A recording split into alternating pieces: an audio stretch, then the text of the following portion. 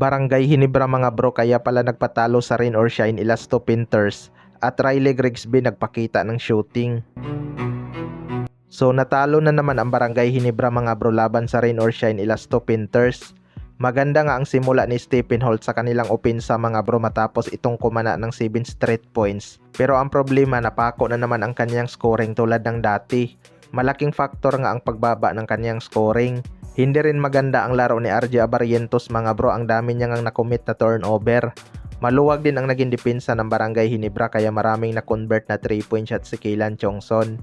Pero may mga nagsasabi nga na nagpatalo lang daw ang Barangay Hinebra sa Rain or Shine para makita nila ang kanilang game plan. Well, para sa akin mga bro, kitang-kita naman natin ang effort ng Rain or Shine lalo na sa depensa.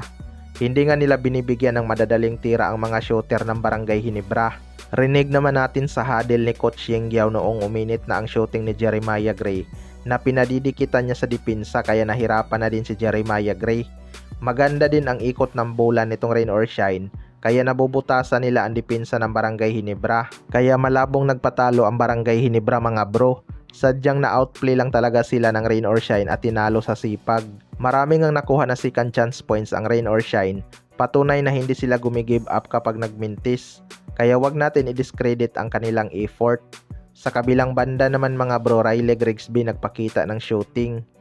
Ito ngang si Riley Grigsby ay nag-adjust sa laro ng Barangay Hinebra mga bro, kaya hindi ito masyadong aggressive sa opensa. Priority niya ngang gumawa ng play para sa mga locals. Kitang-kita naman natin madalas na niyang pinapasa ang bola kaysa i-drive.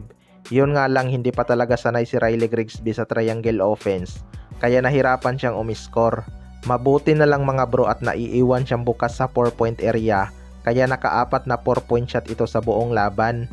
Nagpakita nga ng shooting itong si Riley Grigsby mga bro, pero hindi lang talaga naging sapat dahil sa luwag ng kanilang depensa.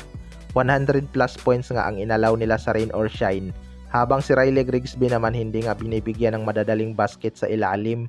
Hirap na hirap nga si Riley Grigsby ipagpag ang depensa ni Jonard Clarito, kaya ilang beses din siyang naagawan nito. Napansin ko lang talaga kay Riley Grigsby mga bro, hindi nga siya ganun kagaling magdala ng bola tulad ni Justin Brownlee. Pero bata pa naman itong si Riley Grigsby kaya pwede pa yang ma-develop.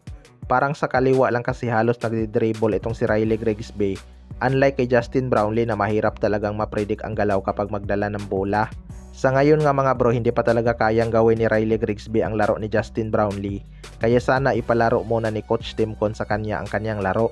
Hirap pa talaga si Riley Grigsby maging facilitator, kaya abangan na lang natin.